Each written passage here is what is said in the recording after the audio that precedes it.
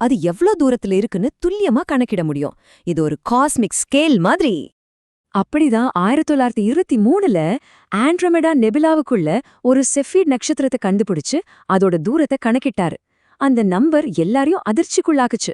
அது நம்ம மில்கிவே கேலக்சியை விட்டு பல லட்சம் ஒளியாண்டுகள் தள்ளி இருந்துச்சு. ஒரே ஒரு கணக்கீடு தான், ஆனா அது நம்ம பிரபஞ்சத்தை பத்தின புரிதலையே தலைகீழா மாட்டிடுச்சு.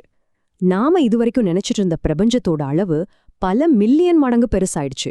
அந்த நெபுலாக்கள்லாம் நம்ம கேலக்சியோட பகுதிகள் இல்ல, அவைகள் எல்லாமே தனித்தனி கேலக்சிகள். நம்ம மில்கிவே மாதிரி பில்லியன் கணக்கான கேலக்சிகள்ல ஒண்ணுதான்னு புரிஞ்சுது.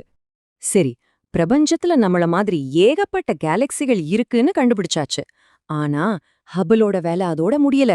அவர் இதைவிட இன்னும் ஒரு பெரிய ஆழமான உண்மையை கண்டுபிடிக்கிறாரு. அதுதான் செம்பெயர்ச்சி, அதாவது ரெட் ஷிஃப்ட். இது என்னன்னா, தூரத்துல இருக்கிற கேலக்சிகள்ல இருந்து வர்ற ஒளி நம்மள நோக்கி வரும்போது கொஞ்சம் சிவப்பு நிறமா மாறுது. இதுக்கு காரணம் அந்த கேலக்சிகள் நம்மள விட்டு விலகி போயிட்டு இருக்கு. ஒரு ஆம்புலன்ஸ் சைரன் நம்மள நோக்கி வரும்போது ஒரு மாதிரி சத்தமும், நம்மள விட்டு தூரம் போகும்போது வேற மாதிரி சத்தமும் கேட்கும்ல, அதே டாப்ளர் எஃபெக்ட் தான் இங்க ஒளிக்கு நடக்குது. இந்த ரெட் ஷிஃப்ட்டை வச்சு அவர் எப்படி ஒரு பெரிய உண்மையை கண்டுபிடிச்சாருன்னா, முதல்ல தூரத்துல இருக்கிற கேலக்சிகளோட ஒளியை கவனிச்சாரு. அப்புறம் அந்த ஒளி எவ்வளவு தூரம் சிவப்பு நிறத்துக்கு மாறி இருக்குன்னு அளந்தாரு.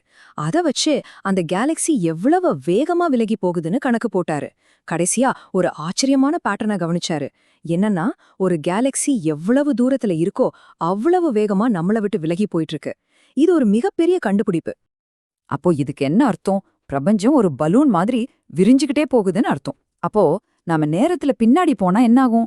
எல்லா கேலக்சிகளும் ஒன்னோட ஒன்னு நெருக்கமா, இன்னும் நெருக்கமா வந்து கடைசியில ஒரே ஒரு சின்ன புள்ளில இருந்து தான் ஆரம்பிச்சிருக்கணும்.